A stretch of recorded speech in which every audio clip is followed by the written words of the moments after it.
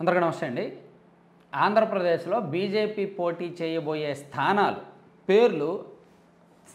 దాదాపుగా ఖరారయ్యాయి. మనం ఆల్రెడీ పొద్దున్న 2-3 చోట్ల చెప్పుకున్నాం. సుజనా చౌదరి గారు, అలాగే విజయవాడ వెస్ట్ నుంచి సుజనా చౌదరి గారు, సత్యకుమార్ గారు అక్కడ ధర్మవరం నుంచి, అలాగే కామినేని శ్రీనివాస్ గారు కైకలూరు, విశాఖ నార్త్ నుంచి విష్ణుకుమార్ రాజు గారు అని చెప్పుకున్నాం. అలాగే ఎంపీ సీట్లు కూడా మనం ఇప్పుడు చాలా సందర్భాల్లో చెప్పుకున్నాం. సో ఇప్పుడు దాదాపుగా ఒక క్లారిటీ వచ్చేసింది. ఈరోజు నైట్ కానీ రేపు కానీ అఫీషియల్గా పేర్లు కూడా బయటకు వస్తాయి. So Rajahmundry MP seat Purandeshwar గారే, మనం ముందు నుంచి చెప్పుకుంటున్నట్టు. అరకు ఎంపీ సీటు కొత్తపల్లి గీతా గారే, మనం కూడా ముందు నుంచి చెప్పుకుంటున్నాం. అలాగే Anakapalli MP seat CM Ramesh గారు. రాజంపేట ఎంపీ సీటు కిరణ్ కుమార్ రెడ్డి గారు. తిరుపతి ఎంపీ సీటు వరప్రసాద్ గారు, మాజీ ఎంపీ, ప్రస్తుత MLA, Gudur MLA. Narasapuram MP సీట్లో ట్విస్ట్ ఉంది. అందరూ అనుకున్నట్టు రఘురామకృష్ణరాజు గారు కాదు, శ్రీనివాస వర్మ గారని కొత్త పేరు తెర మీదకి వచ్చింది. సో వీళ్ళిద్దరిలో ఎవరికి ఇస్తారా అనేది ప్రస్తుతం స్టిల్ ఇప్పటికీ లాబింగ్లు జరుగుతున్నాయి. రఘురామకృష్ణరాజు గారికి ఇప్పించాలని ఒక వర్గం ప్రయత్నిస్తోంది. ఆయన పార్టీలోకి తీసుకోకుండా శ్రీనివాస వర్మ గారు అని చెప్పి ఆంధ్రప్రదేశ్ బీజేపీకి చెందిన చాలామంది నాయకులు లాబింగ్ చేస్తున్నారు. సో మేబీ శ్రీనివాస వర్మ గారికి ఎక్కువ ఛాన్సులు ఉన్నాయి. ఇక అసెంబ్లీ అభ్యర్థులను చూసుకుంటే ఎచ్చెర్ల నియోజకవర్గం నుంచి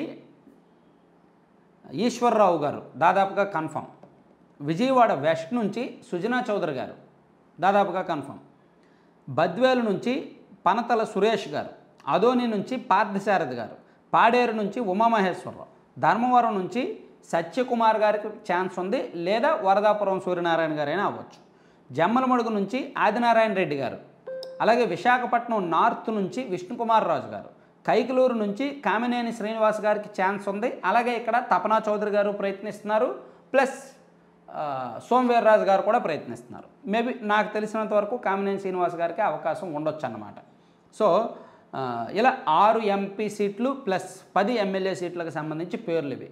ఇక ఎవరు గెలుస్తారు, ఎవరు గెలుపు అవకాశాలు ఎలా ఉన్నాయనేది మనం చెప్పాలంటే నోటి లెక్క చాలా ఈజీగా చెప్పచ్చు. ఎంపీ సీట్లలో రాజమండ్రి ఒకటి పాజిటివ్గా ఉండొచ్చు, నరసాపురం పాజిటివ్గా ఉండొచ్చు, అనకాపల్లి పాజిటివ్గా ఉండొచ్చు. 3 ఎంపీ సీట్లు పాజిటివ్గా ఉంటాయి. మిగిలిన 3 ఎంపీ సీట్లు తలకిందులుగా తపస్సు చేసినా కష్టమే. అరకు కానీ, రాజంపేట కానీ, తిరుపతి కానీ 3 ఎంపీ సీట్లు కష్టమే. ఏమో బలమైన విపరీతమైన వేవ్ వస్తే తిరుపతి ఎంపీ సీట్ కూడా కాస్త కలిసి రావచ్చు. కానీ రాజంపేట అండ్ అరకు మాత్రం కష్టం. సో ఇక ఎమ్మెల్యే సీట్లు కూడా చెప్పుకోవచ్చు, కాకపోతే కొంతమంది మనోభావాలు దెబ్బతింటాయి కాబట్టి గెలుపు అవకాశాలు ఏంటనేది మనం నెక్స్ట్ వీడియోలో చూద్దాం. ప్రస్తుతానికైతే బీజేపీకి సంబంధించి కన్ఫర్మ్ అయిన పేర్లు ఇవి. రఘురామకృష్ణరాజు గారిలో ఉన్న ట్విస్ట్ ఎవరు ఊహించనిదే. మరి ఆయన భవిష్యత్ ప్రణాళిక ఏంటో, ఈ రాజకీయాలకు దూరం అవుతారా, లేదంటే వేరే పార్టీలోకి వెళ్ళి ఏమైనా సీట్ తెచ్చుకుంటారా, పోటీ చేస్తారా, లేదంటే ఎమ్మెల్యేగా పోటీ చేస్తారా ఏంటనేది చూడాలి. Thank you.